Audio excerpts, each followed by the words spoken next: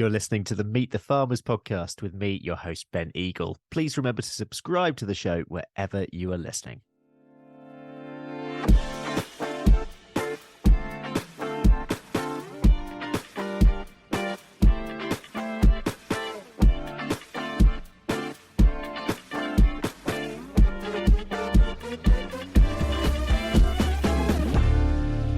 Hello everyone and welcome to episode 273 of the Meet the Farmers podcast with me, Ben Eagle.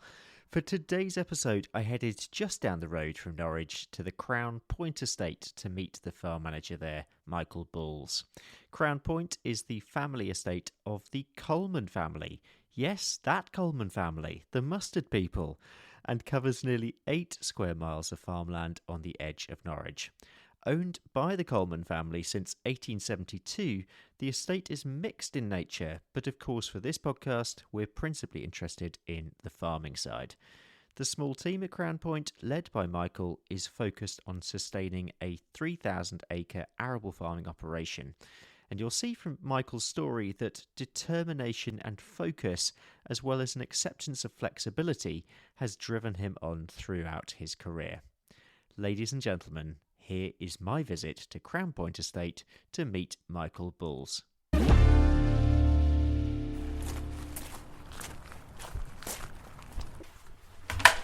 Hello. Good morning. How are you? Very well, thank you. Yeah, it's nice morning. Yeah, it's Boots off? Are you fine? I Yeah. Walk through. Just go through. Yeah, no. Michael, thank you for having me today. Thanks for the invite, and very much happy to talk about the Crown Point Estate and my journey into farm management, if you like, and whatever else industry lead questions we discover along the way. Cool. Yeah, tell us a little bit about the estate first of all. So some listeners might know that there is a link with the Colman family, but tell us about the estate generally. Yeah, so the Crown Point Estate was bought by the Colman family in 1872. It's not that widely known as a link. You have to sort of research it, and when I applied for the job I had to dig to find it. But yeah, so the Colman family have bought it since 1872 to go along with their originally mustard industry effectively, and then their journey into agriculture. It's stayed in the family since then, and it's grown in its course of time. It has shrunk a little bit now and again, and then grown again, as most family farms or businesses do. So that's basically the journey of the Colman's family into farming. And size-wise, farming-wise, it's about 3,000 acres? Yes, we're 3,000 acres now, roughly speaking, two in cropping, and then the rest is made up of woodlands. So Timothy Colman, 40s, 50s, planted loads of woodlands everywhere, so we're quite heavily woodland. It makes fields interesting shapes, but he was definitely sort of ahead of the curve as far as we're nowadays encouraged to plant trees. Well, he was doing it back in the 40s and the 50s, and probably before that. And cropping-wise, fairly standard, but you've got a few additions as well. Yeah, we were traditional cropping, but in the last year, oilseed rape has gone and winter barley gone. Flea beetle was just getting more of a challenge, and there was no rhyme or reason to it. I gave it up this autumn, but it seems to be a good year to establishment, so not necessarily the best choice. And the winter barley, yeah, exactly. But and also winter barley they came in a pair, so we looked at it financially. They didn't really stack. So last year we introduced grey maize. We've always done AD maize for the last couple of years, but I think the wet autumn of 23 sort of think, well, actually, can we change this? So we've done grey maize this year for the first time. We introduced mustard back into the rotation. Historically, everyone thinks we grow it, but we haven't for a long period of time. And we've gone a bit more public orientated events as well. So we do sunflowers and pumpkins, and this year we're going to do a bigger sunflower field because there's also a market for the end of it for combining them. So it ties in quite nicely. Obviously, whenever I come to a bigger estate, you're generally talking about broader aims generally than smaller farms. What are your sort of aims and objectives as a farm and as an estate? I think the farmers just make it sustainable. That sounds very flippant, doesn't it? But in the current climate, it is difficult. So that's why we're looking at niche crops. James and the Colman family want to keep it traditional in their values and in such forth in agricultural practices. We are sort of moving away from your more plough-based rotation. We do still plough, we do, and we will strip till, we will do various other things, but we want to make it sustainable. It has to be profitable. It has, but equally behind that is a traditional agricultural policy. So we are looking at different ways of farming, etc. But at the moment, is keep it traditional, but we do have to look at these niche crops to keep everything profitable. Also, it's all wonderful, but it has to fit into a rotation. So currently, I think the next couple of months is like redoing that rotation, which seems to be more common than we think. I normally do an 8-year rotation. I've never got to the end of one without a change. So that's kind of like the challenges that we're facing. Yeah. You also grow mint on the farm. Some will know Colman's for mint as well. Yeah, so we are one of 4 Norfolk farmers for Colman's mint. So there are only 4 farmers in the country. So chances are, if you are eating Colman's mint sauce, 1 in 4 chances it comes from here. That's quite a historic crop. We planted a new mint bed this July. That was supposed to be in the spring, but because of the wet spring, we had to change the rotations to make it all work. So yeah, we planted that in July, and that mint bed should be with us for 10 to 15 years. It's an interesting crop. I knew nothing really about growing when I came here. You learn a lot. Yeah. Equally, it's quite good that the 3 other members have been growing mint a long time. So you had a phone call to how to do this and what to see. So it's quite nice in that respect. Yeah, I was going to say, because I only know it either having spoken to people who grow it really on a horticultural, slightly smaller scale, or dare I say, growing in the garden. So what are the challenges of growing it on a field scale? It's just weed control, because there's not much chemistry. Because it's a niche crop, you are looking at emus to spray them, and ultimately there's a lot of hand roguing. So like nettles, your annual nettles become a problem because someone stays there for 10 years plus. That's where we get the issues. But we probably have 4 to 6 hand rogers, and we do some ourselves. So it's just basically trying to keep it clean. That is the headache of it, because I say it's not like a wheat where people will design a new fungicide or herbicide. There's a big market. We grow 10 hectares, there's 40 hectares in Norfolk. It's not really appealing to the chemical manufacturers. Yeah. Who's on your team? So in the farm team, there's myself, there's Saskia in the office now, who does all the admin, and my PA keeps me on the straight and narrow, so I don't forget meetings. We have Tom Wilson joined us about 14 months ago, who does the drilling and combining. Tom Maitland has been with us. He's been with us about 22 years now. He originally was on the dairy, but like most farms in the 90s, dairies disappeared, so he moved across to the arable side, which he quite likes because it's a new change for him. Predominantly does the spraying, and he works the grain store and anything else that's really needed. And then we've got Julian Howe, who's a former technician who does the workshop, does like the heavy land cultivations, and everyone just mucks in. The beauty is it is a team. Everyone gets on. We have fun what we do, and I think that does shine through. So everyone kind of understands the path that we're on and what we're trying to achieve. So the emphasis is on the team there. Yeah. I was going to say, just you mentioned dairy there, so I'm going to sidestep into stock generally. Do you have any livestock on the farm at all? I think I read somewhere that you maybe bring some sheep in occasionally.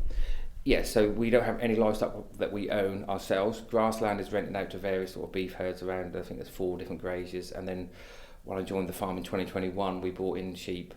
So for cover crops, they do some grass, but we also grow some stubble turnips for them. I think it goes back to that whole thing in the 80s. We all had livestock and we all had arable, and we all kind of went our own way. And I think it's took us a long while to realise we need each other. So we've brought them back in.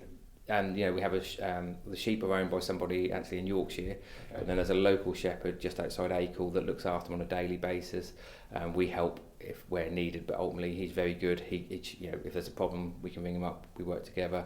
It works really well. It means that we have to do less desertification of cover crops, so less herbicides, and also they put some goodness back into the land. And the owners like seeing them, and I think they just add that bit more of. Because we get a lot of public walk around the place, it just makes it look like traditional farming. So it goes back to that method of what we're trying to say is we're trying to achieve traditional farming. Yeah. For any of farmers out there who are looking for a grazier, I hear very different stories sometimes. Sometimes when it doesn't work, what advice would you give to a farmer who's looking for a grazier, who's looking to do a similar system to what you're doing here?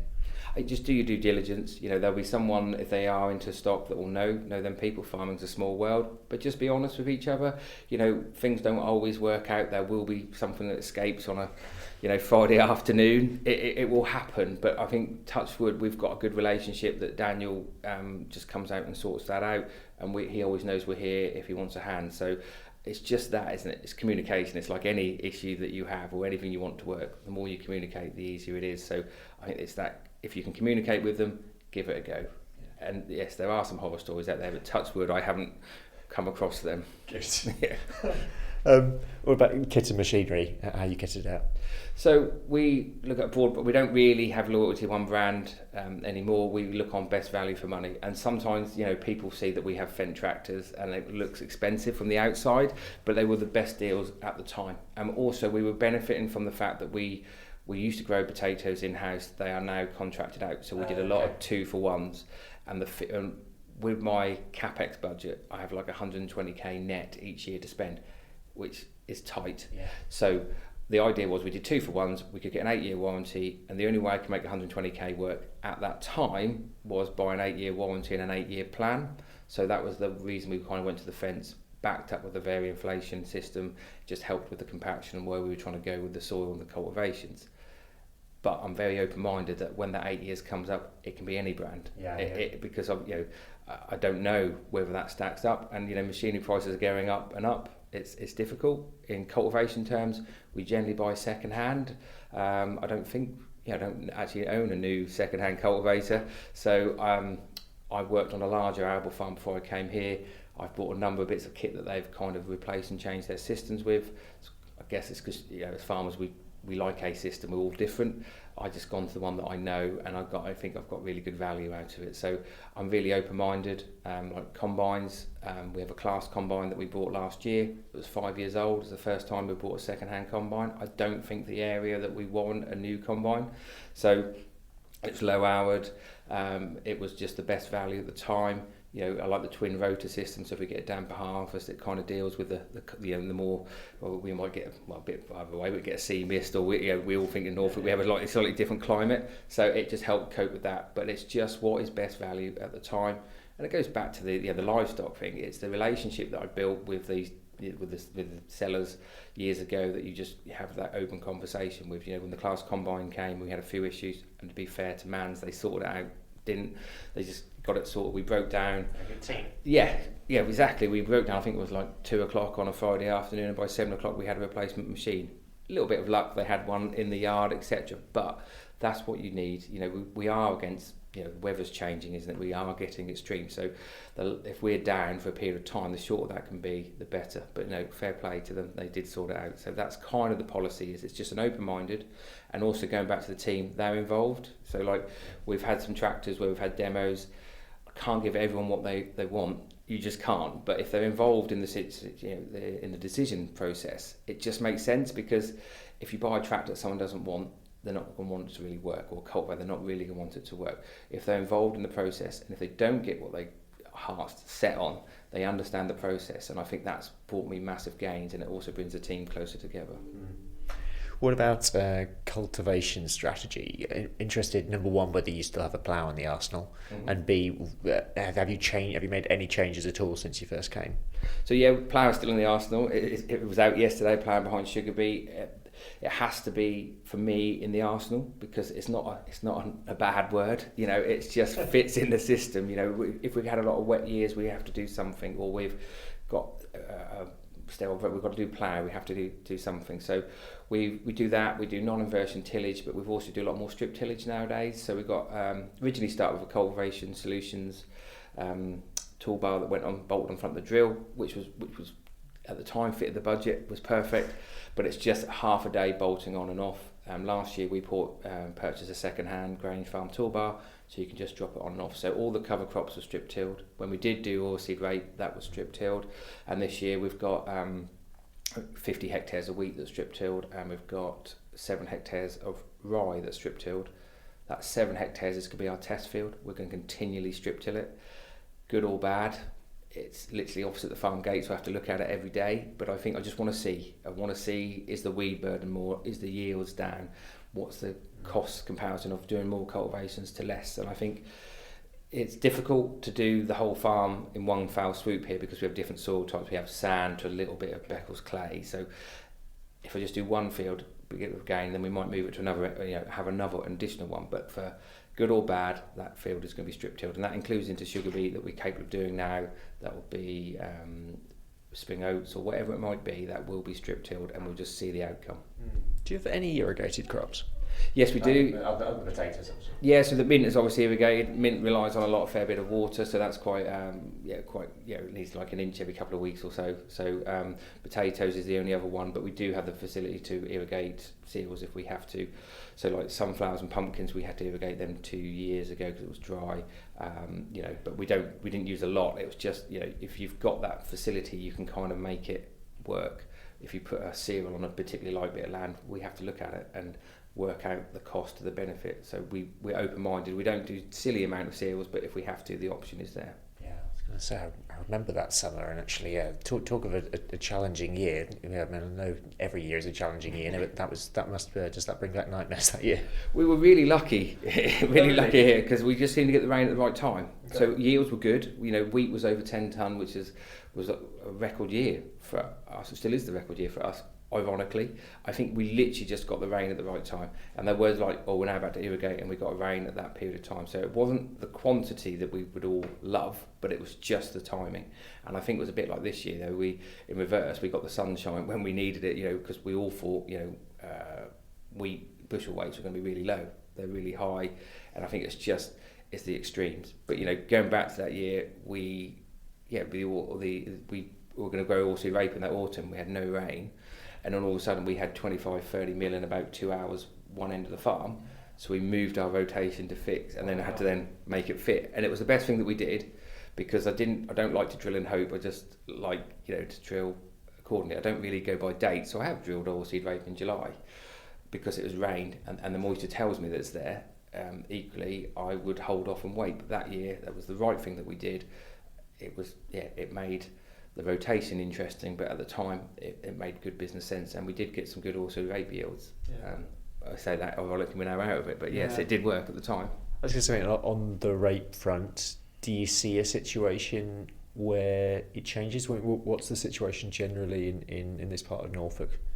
I think that people still grow it. I think it's less. I think it's the risk factor, isn't it? And I think, for me, it's last year we re-drilled some bits two times and maybe ahead on the third time, just because of flea beetle, and it was just, what am I doing? Am I growing oilseed rape because I've always grown oilseed rape?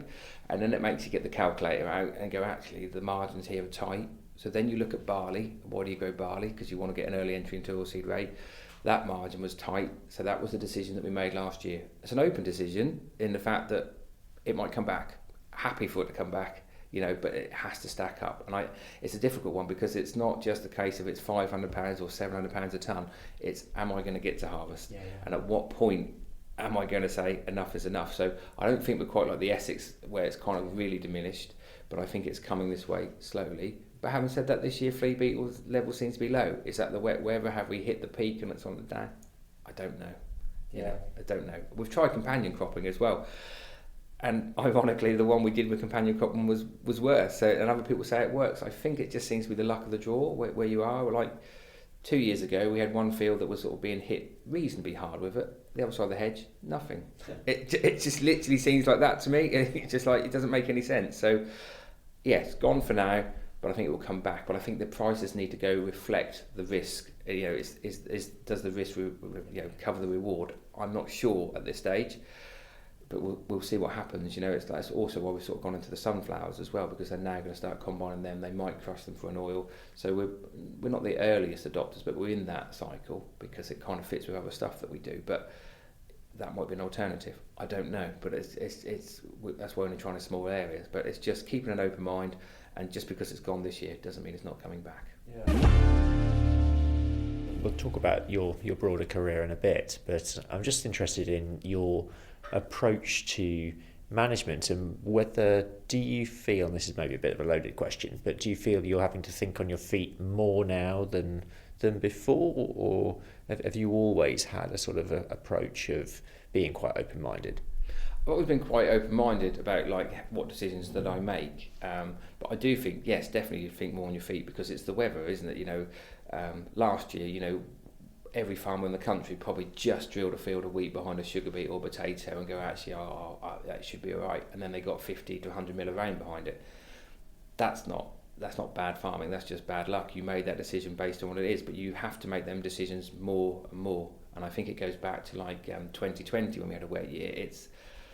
was never physically tired. It's mentally tired because you're constantly, you have a plan A and you might be on plan D by the end of the day, and that happened every day. And I think that's where we all, as an industry, need to take a breath and just go, actually, do I need to drill that field? Is there an alternative? And equally, don't take it personally. As farmers, we all take it personally. The neighbour's going to notice something isn't quite right.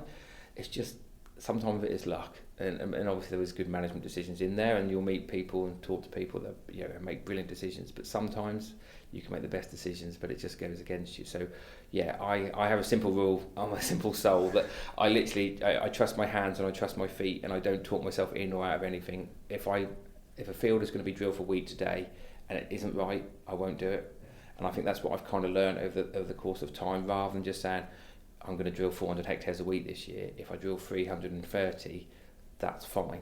Get the 330 right. Don't just say, look, I said I was going to do 400 and just paddle the last lot in, and it might do 7 tonne at harvest, and go, actually, what did I gain? And have a few years of problems trying to rectify that. So I never talk myself in or out of anything. I mean, you've already mentioned the weather, which is clearly one, but your challenges as a manager at the moment, what would you say sort of ranks really highly? It's probably up there for me. I know there's lots of other stuff going on politically and other side, but the weather is the biggest challenge, because we all, we drilled really early this year because no one wanted to be caught out. We're lucky that we don't have the black grass burdens, that we do that. But I remember there was a weekend that ironically, after last year's rain, they couldn't lift potatoes because it was too dry. So, okay, fine, I totally got it, could see what they were saying. And then we had that wet spell, and then we kind of weren't going to work the weekend. We drilled that, then we decided they were going to lift on the Saturday, so we drilled that field. In hindsight, I shouldn't have drilled it, should have waited 7 days. But at the time, it felt the right thing to do because, the rain kind of felt it had set in. And I think that's the problem now, isn't it? Oh, it can wait for a week, or we'll wait for that flush of black grass, or actually it just needs a couple of days to haze. Are you guaranteed you're going to get that? And I think that's the problem that I face, is like, is this as good as it's going to get? Weather forecast said it's going to be dry. Like this week was supposed to be dry. Now all of a sudden we do a lot of rain tomorrow and Thursday and Saturday. So it's that changing that I find difficult. So there has to be a point where you go, it's got to go, or I have to leave it and wait and ride it out. But I think trusting the weather just seems to be too much of a lottery at the moment. Let's talk about you for a bit. Let's turn to, we'll talk about your career, but let's go way back. Tell us about your life growing up, and I'm interested in where and when you got the farming bug. So I grew up on a family farm that had been in our family. It was quite a small farm, I suppose, but not at the time. So it was 220 acres arable, 80 acres marshland. My granddad and nanny owned that. My dad was obviously in there, my mum and so forth. So I just loved being outside. We had a small dairy herd, we had arable crops. Animals didn't really interest me. I think there's a famous story that even though that they had a quite feisty bull, and I disappeared and came out of the bull pen unharmed. But I just never really, livestock just really wasn't as much for me. So the arable stuff, I just would sit for hours on holidays, crunched up in the back of a little tractor. We don't have passages like it used to be, like your knees tucked up, and it was just watching ploughing, baling, whatever it may have been. And I just, we were stacking little square bales, etc. as a family. And so for me, it was probably pretty clear where I was going to head in terms of a career. It was going to be farming. That was kind of always. I did have a career break back in 2000, but actually farming always drew me back. Okay. Yeah. Why that career break? I think at the time I made a bit of a bad choice where I went to work. It was just like they were doing 24-hour cultivations. I was on night times, but people seemed to forgot I was doing night times, and I did, I was doing 117 hours in a week, and I got quite ill. And actually, I just lost the love of it. Just couldn't bear to want to get up to do it. Didn't want to do it. So I went a bit extreme. There was a job for recycling in the local prison. Okay. So I thought, actually, okay, I could do with that, and during my childhood and early adulthood, I wasn't a bad runner. I was okay. I was representing my county and that sort of stuff. So that kind of actually, if I could do a bit more of that, and because farming and running doesn't mix when you're trying to train 6 days a week. So I thought that would work really, really well. But I enjoyed it, but it wasn't farming, and it came very clear. Even though I did it for 3 years, it wasn't. Something changed. It just wasn't like. I didn't have the zest for running because I wasn't enjoying my work, and that kind of like sort of mortified. Then I was doing up a house, so I'd go help a local farmer for a week. That then came 2 weeks, then came 4 weeks, and then it was after work. And actually, I'm a farmer, aren't I? Yeah. So I went back to farming, and I think, but it actually did me some good. I think I was a tractor driver at that stage, so dealing with people and learning their, like how to manage people, I think that did me good stead to now. So even though it was a bit of extreme, and I enjoyed it, I just didn't love it. It taught me a lot about people and how to try and manage them. I don't always get it right, but I've just sort of seen different characters, I guess, in that sense. Yeah, I was going to say, I always find it amazing how those other experiences, whatever that is, really, there's always something you can learn, isn't there? And especially with farming, where there are so many different skills involved, so many different aspects to it. You can generally always take something from another role and bring it to what you're doing now. Absolutely, I think so. And I think it's one thing as farmers, we're quite insular, aren't we? We don't always talk about stuff or learn different things. But I think, definitely. I think sometimes if you step out of agriculture, you learn a lot. And I think I definitely learned a lot about people, and like obviously when you're working in a prison, there's obviously protocols to follow. So I learned lots of little things that at the time didn't really realise, and it's only when you step out of it, actually, I get this. So so it was that was an interesting swap. Yeah. How did you eventually come to Crown Point Estate? So if we go way back in time, so. When I went to school, I was very heavily dyslexic, and it was always very like, I had some teachers that were quite disparaging and saying that, you're not really going to achieve anything. Thankfully, I had parents that thought that, got me help, got me statements, so I got extra help at school. But it always kind of felt that, I was going to be a tractor driver. But as I became a tractor driver, I just looked around and go, well, I think I could do that, and have an idea of how systems work. And it was quite you have to go, okay, you either repress that or you have to go with that. And it was in the tragic circumstances that when I was 16, my best friend died suddenly. So that was kind of like, that sort of put me back. And then when I was in the prison service, we had an apprentice who passed away going home. And I kind of sat there and just thought, do you know what, actually, I don't know what tomorrow brings. But what I want to do is know what I can be. And I could cope with not achieving what I want to achieve. So I set on a path of, I want to be assistant manager or foreman. It's kind of where my path always wanted to be. And I thought, okay, so I had to get out of the prison service. I'm going to have to do this. Don't have a degree, very low GCSEs. And I always felt that people think because if you can't spell particularly well that you're not intelligent. Doesn't mean that at all. It's just a hindrance in one hand, but on the other hand, dyslexia shows me vision, so I can see if we've got a tricky field, I can visualise how the end product is going to be, and I can work back. So I see pictures as opposed to words or such forth. So I just work slightly differently. So I set about, okay, I'm going to get a job, and what skills don't I have? And I found a job, and I'd learnt them skills, and then that meant I had to move to another job and another job to learn different skills. So it was always a long-term goal, okay. And it was that risk of, you've only been here for 2 years, 3 years, 2 years, whatever it may be. So then I was fortunate enough, I worked for Old Moyes Farming as a tractor driver, wanted to get into management, wasn't quite getting there. So I left and went with someone that gave me a management opportunity, which I knew was going to be tricky, reputation of high staff turnover. But I didn't really have any choice because I was applying for jobs for assistant managers or foremen and wasn't quite getting them. Assistant managers wanted degrees at the time, which absolutely have their place. I get that. So I took this risk. I lasted 9 months, but I thought I was quite good. It says 9 months, but I thought, I had lots. It wasn't just a farm. There was lots of haulage stuff going on. There was mega stuff going on, and I coped with all that. It was in 9 months I averaged over 100 hours a week, and it was just a little bit too intense, and it just got too much. So okay, park that. Then also went back to Old Moyes Farming on the other farm in West Norfolk in the September. I thought, okay, I need to take a break, and maybe I failed here. That's maybe what I kind of thought. But luckily for me, I'd proven that I could cope with stuff and work with stuff. So in the February, I got called to a meeting, and I thought they were going to ask me to go back in the grain dryer because there was a few issues. And they offered me assistant manager's role, and it was just like utopia.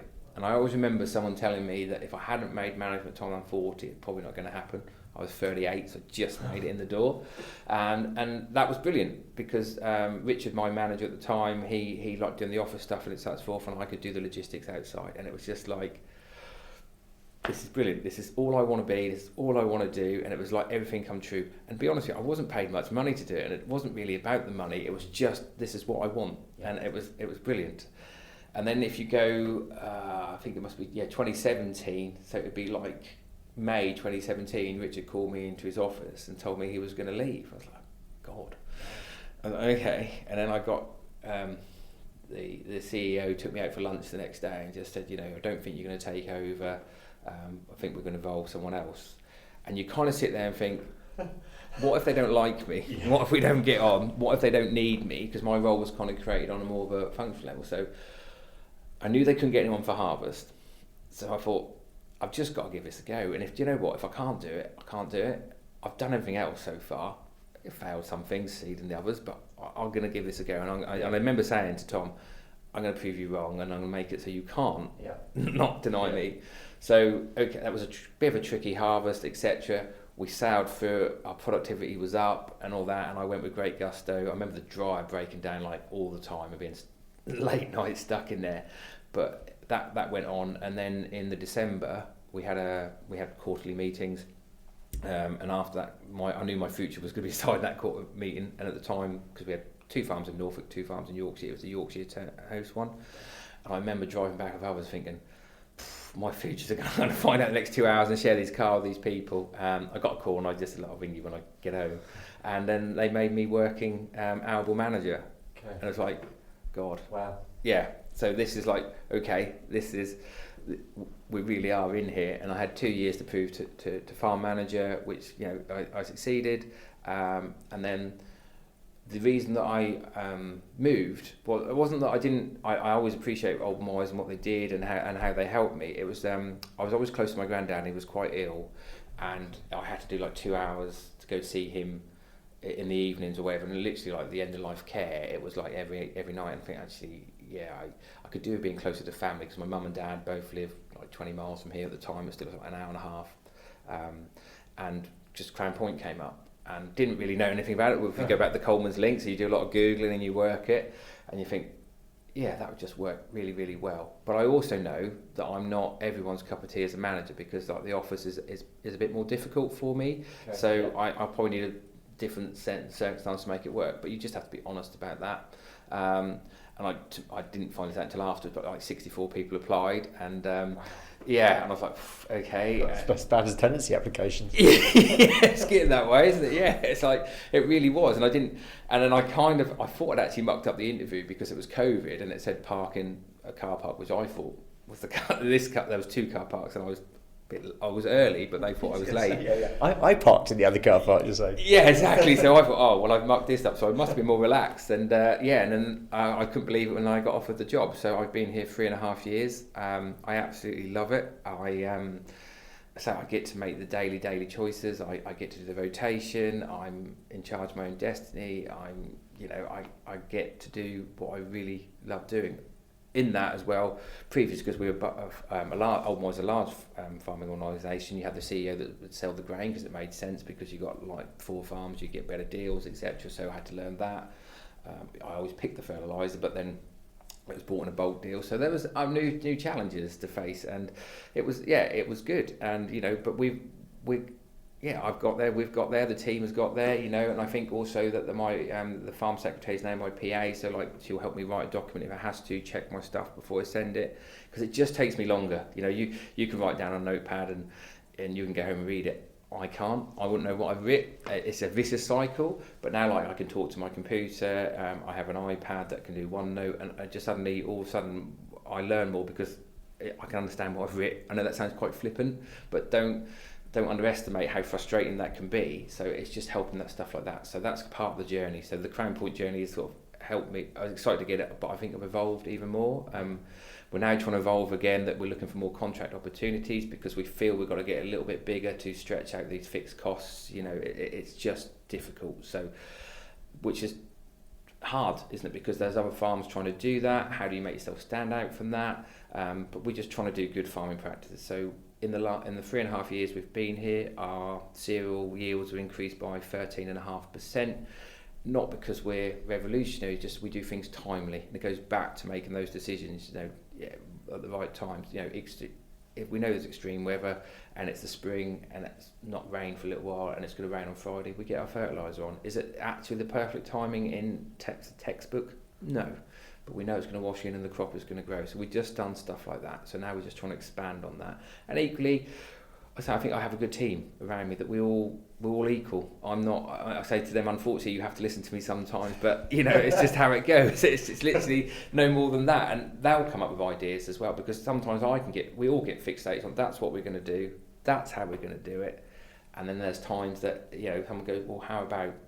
And I think I'm open-minded enough to listen to that because actually I get it. So yeah, that's kind of my journey into farm management in a bit of a nutshell. There's obviously some highs and lows in there, that you've got some, and there'll be some more, but it's just, that's my message to everyone is just, if you really want to do something, just do it. And if you fail, at least you know. And I could always live with that fact. And I think I'd rather have failed than never tried. If that I know it's a bit corny saying, but I remember very clearly that moment. I remember sitting somewhere and I thought, I've just got to know. And luckily, I've succeeded.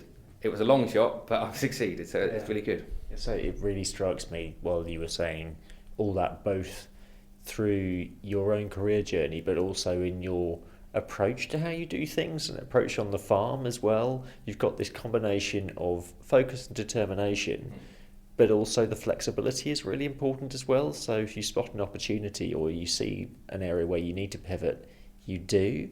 And I'm just wondering on that basis, for either someone who perhaps doesn't necessarily want to go down the conventional degree route, say, but still is an aspiring farm manager. You've given a little bit of advice there, but what advice would you give to them? I think just know what you want to achieve.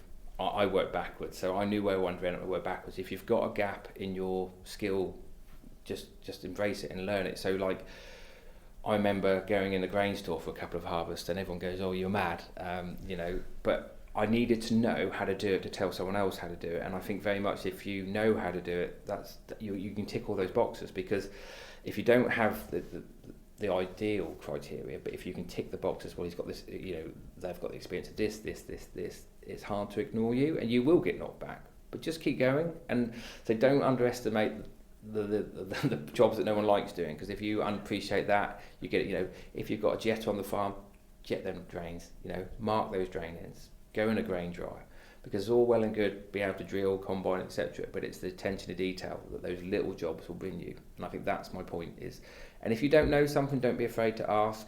You're talking to a person that sent his CV to people that didn't want to apply for their job, but asked them what if they would consider me, what I would need to do. And stuff like that. So I've been very unconventional. Don't worry about being unconventional. And I remember going to an interview for an assistant manager once and absolutely got it completely wrong. Didn't know what I needed to know, and it was pretty awful. It was the worst hour of my life. And I remember coming home thinking, oh my, what have I done? I've been in interviews like that. Yeah, we all have, haven't we? But actually, you sit back and after you get a little bit grumpy with yourself, you go, I'm not doing that again. So then you have to learn. So don't worry that if you're going forward that you've got to go back a bit. Just keep open-minded and keep going. Eventually someone will answer that door or answer that call and go for it, and equally you might find out it's not for you and you're happy with what you do, but my point is just try it, and no matter what industry you're in, just try it. And don't I remember at school a teacher telling my mum that people like me with dyslexia are going to have low paid jobs and might end up in prison. Well, half right.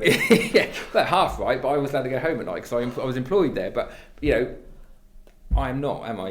I've broke that trend. That was I remember my mum being very upset about that. Yeah. And then also sorting it all out. So I was very lucky that she sort of went to the school and sorted all the stuff out. But my point is, that's their vision of you, but they don't know you. So you know you, be you, do things your own way. But yeah, just keep trying. That's all I can say. Let's sidestep a little bit. I want to talk about grain storage and drying. What facilities have you got on site, and do you contract out anything? Is it all in-house? So it's all in-house nowadays. So we've got 2 flat stores here that has no drying facilities, but we have a grain dryer that has 3 500-ton silos, about to put a 1,000-ton silo in this year. So if it's a wet harvest, we can dry whatever we need to dry. We're quite lucky to have the batch dryer. That's why we can do the grain maize, but equally we can move stuff around. The reason the 1,000-ton silo is coming in this year is because we had an 800-ton store at Arminghall that is probably the 40s or 50s, hard to tip in, near a busy road. Well, it's a country lane, but it's a cut through to Norwich, so it gets quite interesting, particularly if Norwich are at home. So it doesn't really fit. And equally, we're diversified, so that one half of that is now turning into a cricket school, and the other half of that is going to probably be some other sort of business. So it kind of makes sense. Equally, it's a little bit off base, so we have to weigh stuff in the main yard. So yeah, we've got flexibility. So even if it's wet harvest, we can still dry stuff, and we have to tranship it into the flat store. Not ideal, but it's manageable. And the batch dry, so it all kind of works. When we did grow oilseed rape, we just used to move out after harvest movement, just because it made storage easier because of the number of different crops. So we're quite lucky that it all works, really. Let's just have a couple of questions on bigger industry challenges. I alluded right at the beginning that obviously there's a lot happening politically at the moment. There's also climate challenges, weather challenges. But if you were to sum it up, how does the industry look at the moment from someone who's on the inside? I've always said this for the last couple of years, and I think it's more heightened now. I think in agriculture terms, we are in the biggest shake-up in a long time, probably post-war. And that is scary. Food prices, we're selling our wheat is really low price now. We're not getting, our inputs are going up. It is tricky. Kit prices are going through the roof. You've got government policies that are changing, and we don't really know which way we're turning, and it's really uncertain times. And I think that's the trick. But in that, being the optimist that I am, brings opportunity. There must be an opportunity somewhere. I think it's great that everyone's kind of saying to the government, this is not right, you're going to kill our industry, and stand up for yourselves. But also in the background, let's do other stuff. Let's look at how we can diversify. We've changed that we're doing sunflower and pumpkin events because we're near the city. We're doing open farm Sundays so that we can embrace the public. And I think actually they kind of all tie in now, is that fact public probably has more appreciation for farmers than they've had for the last 20, 30 years. It's that part. But the government has to listen, that we can't carry on as we're carrying on. This inheritance tax really is only going to help the bigger farm industries that will buy up land because they'll save tax. It will actually diminish your family farms. It will do away with the heritage like the family that I work for has. So please listen to that and take under pride that what you've done isn't correct. But as farmers, we must keep being resilient. I think actually as an industry we've come together, which I think is great, but keep looking for the opportunities. I know it's not great out there, and I know it's really tough, but there will be an opportunity that comes out of this that might help shape and change our farm, like we said, going back to working something different in a different direction. But I think it's great that we are together, but just keep an open mind, and let's just keep battling away that we're doing in a dignified approach that I think is brilliant. We're not being violent and then things not being brought into it. We're doing a dignified approach. The public understand what the farmer means to them, and I think that's brilliant. So let's just keep on that tact, and hopefully common sense prevail, but common sense and politics don't always go very close. And keeping that optimistic thought, I suppose, vision for the future. You've said that you tend to take a fairly pragmatic, flexible approach, but where would you like to see this farm going ahead into the future? So I think we need growth, but that's not be sustainable growth. So I think we need to get bigger to sustain the farming as we know now, the staff and the infrastructure that we have. So I want to do that, but I want to grow in the right way. I don't want to do something just because I'll get an extra 1,000 acres or whatever. It has to be strategic. I want to leave this farm in a better place than I inherit it. So whoever takes me, we're going to do some massive drainage projects coming up. Our hedges are starting to be cut and look in need to shape. We're going to plant some more trees. So it's just not purely crops. Equally with the public, I want to engage with the public more. I say we are going to do a bigger sunflower event this summer. We're going to do pumpkins again. We do open farm again. We are on the edge of Norwich, and whether we can bring that in. So it's just that would also be a nice rounded for me. So that's where I need this business to grow, but sustainable and managed growth. So that's what I'm aiming to do. It's my next 5-year plan. So that's kind of my goal as we sit here today.